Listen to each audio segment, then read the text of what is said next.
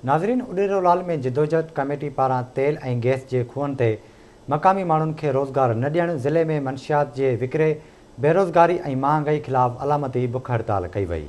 इन हवाले से रिपोर्ट करे रहियो आहे सिकंदर सहवाल। शहरी जदोजहद कमेटी पारां ज़िले में बदामनी, बेरोज़गारी, महांगाई, ज़िले में तेल ऐं गैस जे खूहनि ते सिंधी माण्हुनि खे रोज़गार न ॾियण ख़िलाफ़ अलामती बुख हड़ताल जो सिलसिलो ख़ैबर खां शुरू कयो वियो हो, जेको अॼु उॾेरोलाल में कैंप लॻाए अलामती बुख हड़ताल कई वई। अचो त उन सिलसिले में बुख हड़ताल कंदड़ अॻवाननि खां पुछूं त हू इन सिलसिले में आवाज़ टीवी सां पंहिंजा कहिड़ी रीति वीचार था वंडी। मटियारी जिदोजहद कमेटी हीअ जेका जिदोजहद शुरू कई आहे उन जो जेको मुतालबो बेसिकली आहे उहो ॿिनि धुरियुनि खां आहे।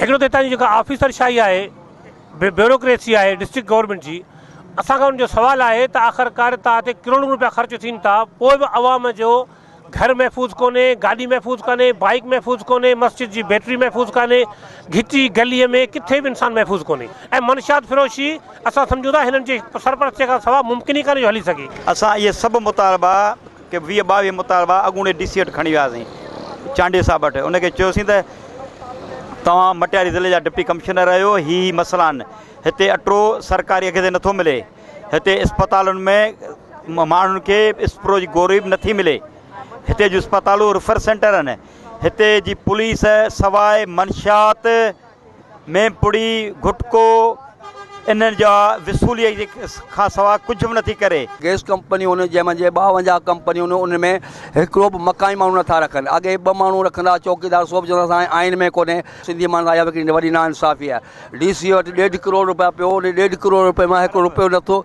1.5 अरब या 1.5 करोड़ उन में नथो सिंधी माण्हुनि खे हिकिड़े खे पटे वाली बि नथो ॾिए। असां उन डिस्ट्रिक्ट DC खां मुतालबो था करियूं त हीउ जेको सिंधी माण्हुनि में जेके रिलीफ ॾियो, नौकरियूं ॾियो, ऐं रोज़गारी सां लॻायो। ही मटियारी ज़िलो जेको मंशियात जो किलो बणिजी चुको आहे, हिते जे इस्पतालुनि जी बुरी हालत आहे, हिते जी तइलीम तबाह आहे, हिते ॿेलनि ते कब्ज़ा आहिनि, ऐं हिते हर इदारे जे अंदरि हिकु हठी क़ाइमु आहे, हिते जा रोड तबाह आहिनि, ऐं हिते जो नकासी जो निज़ाम सही न आहे।